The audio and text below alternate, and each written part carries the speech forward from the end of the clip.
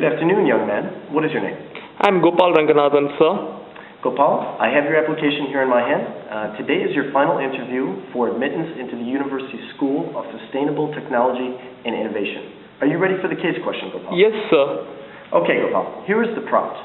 China is in a uniquely precarious situation at the moment. Its middle-class population has risen significantly over the past few years, and the consumption that is taking place right now is unprecedented anywhere else in the world. Coincidentally, one of the challenges that China faces is the ability of its natural resources to continue to supply its rising population and consumption needs. As an applicant to this university, what idea or concept do you bring to the table that could solve our problem? Go. Gopal, for your case study today, you're going to be evaluated by 3 criteria. The first is a clear concept or idea, and this goes without saying, it has to be innovative. The second evaluation criteria is going to be research and analysis of the issue at hand. And last but not least, your third criteria is going to be to conduct a feasibility study. Okay, Gopal, thank you for submitting your case study today. It looks like your product is the wind turbine to power cooking appliances in China. Let's take a look. Okay, here is your research and analysis of the issue. First point is that natural wind resources are rich within the western and coastal regions. Excellent. In terms of incremental population growth from the previous year, the coastal regions represent almost 70% of that growth. Wow, now that's a statistic. And it looks like the passage of the Renewable Energy Law is going to promote the development and utilization of renewable energy in China. This is a very important law, and I'm glad that you picked up on it. Also, wind power investment in that same year was 16.27 billion yuan, making it account for 9% of the global total investment. Amazing.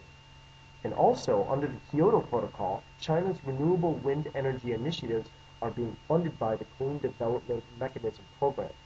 So, the United Nations is really funding a lot of the resources that are going to take place for this industry.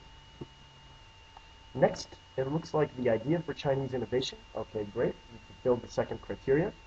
A 5-kilowatt wind generator turbine will be used to power the typical Chinese household cooking appliances like rice cookers, heating plates, and refrigerators or freezers. The government will subsidize half of the wholesale cost involved and will be responsible for distributing the product to commercial appliance stores such as Gome, Suning, and Haier. Okay, so you've got your distribution channels, Gopal. Good job. Our idea will represent an interim solution for individual households to the long-term objective of Korea. Okay, that's a great idea because in 2020, as we saw in the research, Korea will be able to come up with a long-term technology solution. And the rough wholesale cost estimate is $770 US.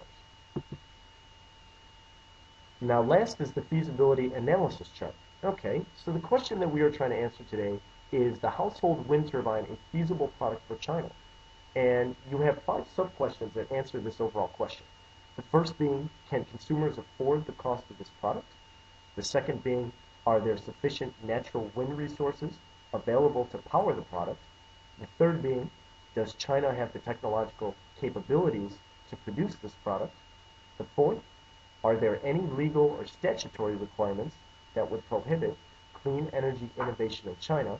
And lastly, are there cost or time constraints that would impede the production of this product? So let's take a look at your information that you have supporting these questions. So here's the study. For market entrance and evaluation, 70% of the population growth is represented in coastal regions, which we took a look at before in the research study. Wind power resources are rich also in those coastal regions. So it looks like the market you're trying to target is the coastal regions. Okay. The second point, technological constraints and evaluation. So China has already been producing large-scale wind turbines along with electrical grid management since 2006. Fantastic. And also, engineering students are in great supply. Great job. The next part, legal and regulatory constraints. So the passage of that renewable energy law will promote the production and innovation of clean energy in China. And also, research and development will increase from 1.2% to 2.5% next year. And lastly, our financial and time constraints. The UN is funding the majority of China's clean energy initiatives. So there's really not going to be a lot of costs that are going to be borne by the consumer. It's mostly going to come from the government. And also, there's a 10-year window before wind energy competes on a large scale with the other conventional technologies. Well, Gopal, I have to say, great job today. You've done a nice job on your case study, and you've been admitted to the university.